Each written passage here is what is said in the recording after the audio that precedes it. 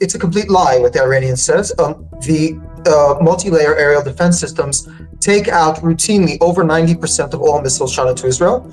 Ballistic missiles, cruise missiles, unmanned aircraft, etc. And the vast majority of damage that was done by the missile attack was by debris, by missiles that had been knocked out. Two Palestinians from the city of Hebron came out of the light rail with automatic machine guns and opened fire on the crowd. 7 people were killed, including a young mother with a 9-month-old baby who, thank God, was not harmed, and a newlywed woman as well. You have holiday magazines like this with Ari Spitz, a young 22-year-old soldier who lost both legs and an arm in a booby-trapped house that exploded on him in Gaza.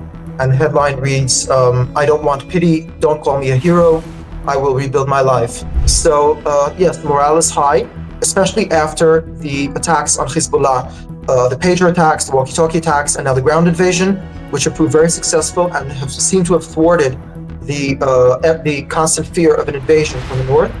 If I may, I want to wish all our friends in Israel and in India a happy, blessed New Year, sweet New Year, a year of building new bridges and strengthening our friendship with India, with all Indians, Hindus, Muslims, everyone, all our supporters in India and across the world.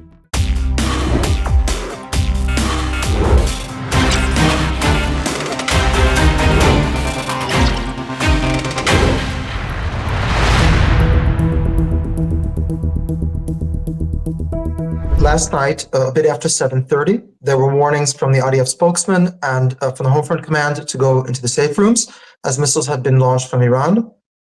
You can find the videos online. They were launched from around the vicinity of Karmansheh and other cities, Tabriz. So within a few minutes, there were sirens sounding in Israel. I live in the town of Rehovot, which is near an Air Force base of Tel Aviv. And there had been interestingly enough, there had been warnings that were issued through the New York Times that Iran was to attack 3 Air Force bases. So Tel Aviv was one of them.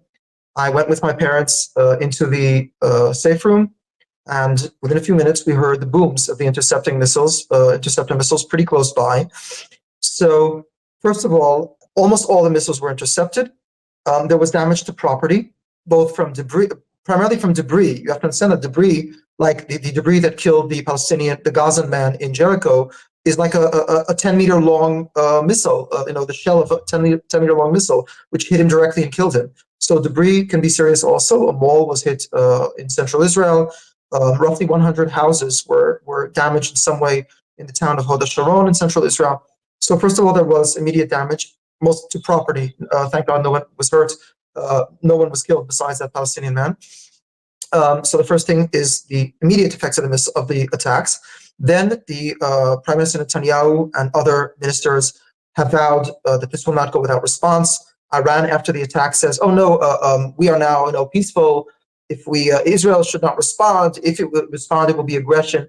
This is, of course, nonsensical. You can't shoot 180 missiles and then call peace.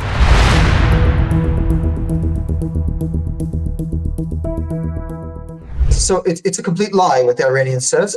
The multi-layer aerial defense systems take out routinely over 90% of all missiles shot into Israel. Ballistic missiles, cruise missiles, unmanned aircraft, etc. And the vast majority of damage that was done by the missile attack was by debris, by missiles that had been knocked out, such as the ones that landed in a town nearby here, near the Air Force base. So the Iranian claim is a complete lie.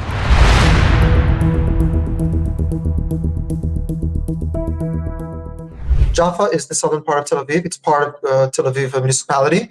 On Jerusalem Street, the main street in Jaffa, there is a light rail, and 2 Palestinians from the city of Hebron came out of the light rail with automatic machine guns and opened fire on the crowd. 7 people were killed, including a young mother with a 9-month-old baby who, thank God, was not harmed, and a newlywed woman as well.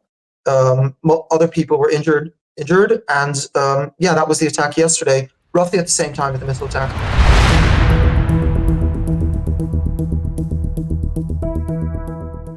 Yes, so I'll explain. So a safe room, all new apartments that are built in Israel have a safe room, a room of fortified concrete, or a shelter where to stay. So we were told to stay near the safe room. It's never too far away. It's not exactly actually a bunker, but there were the pre-Rosh Hashanah prayers at the Western Wall last night at midnight were canceled. That's usually a big event with 200,000 people come to that. For the Rosh Hashanah prayers, the main prayers will be in the morning, tomorrow morning, and the day after in the morning. The Home Front Command gave directives not to have more than 300 people in a closed space, and on the northern part of Israel, no more than 150 people in a closed space. And it's a big family holiday. It's the opening of the holiday season, which goes on for around 3 weeks. I will say, though, that, and of course, there are also many people have been drafted. The IDF had drafted 4 battalions to the northern border for the ground war in Lebanon. That's maybe over 5,000 soldiers. So people who are serving there, serving in Gaza. It's a big family holiday, New Year's. But I will say that the morale is high. If you read the holiday newspapers, the supplements, you see articles like this with the head of the judo team, former Olympic judoka Oren Smadja, who lost his son Omer in the war in Gaza, and he is talking about hope moving forward, recuperating from the hit that his family took. You have holiday magazines like this with Ari Spitz, a young 22-year-old soldier who lost both legs and an arm in a booby-trapped house that exploded on him in Gaza. And the headline reads, "I don't want pity. Don't call me a hero. I will rebuild my life." You have, many such holiday supplements. This one from a rabbi who lost his son, his sermons for the new year.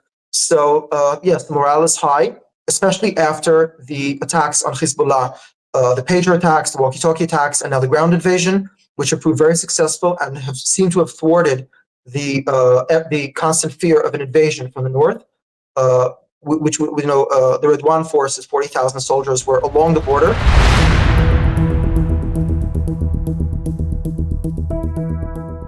Yes, so basically the houses that are built, I don't know what the exact date is, but new houses that are built in recent decades in Israel have one room that is built of fortified concrete, and it can actually withstand a missile, a direct hit of a missile, usually.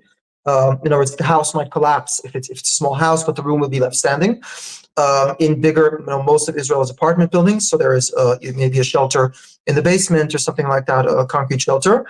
It depends exactly, where you are and what surroundings. There are public shelters in various places, and if you have for instance, if you are in a hotel or something and there is no shelter right near you, you are told to go to an inner corridor that does not face the outside. And again, thank God, the direct hits of incoming missiles are relatively few, and thank God few people have actually been hurt from such attacks.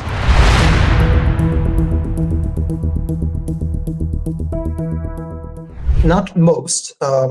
In other words, there's mandatory military service in Israel, 3 years for every male, 2 years for every female. Most women are not in combat roles, of course, but so there are large reserve pools of soldiers to draw upon. And of course, there is the people doing their compulsory service and career soldiers. So there have been 4 battalions drafted to the north. That's over 5,000 soldiers to the northern border. There are the people serving in Gaza itself, where the war is more or less at a standstill. Hamas can be finished off at any time, but it hasn't happened yet. And then there are people manning, other defense systems, missile defense systems, and intelligence, etc. So yes, thousands of people have been called up. This is very disruptive for the economy. Many people that I know have served over 200 days of reserve duty this year. That is a tremendous burden on the economy, on family life, very disruptive and of course dangerous many times. But that is the reality here. That is what we have to do to defend our freedom and our way of life.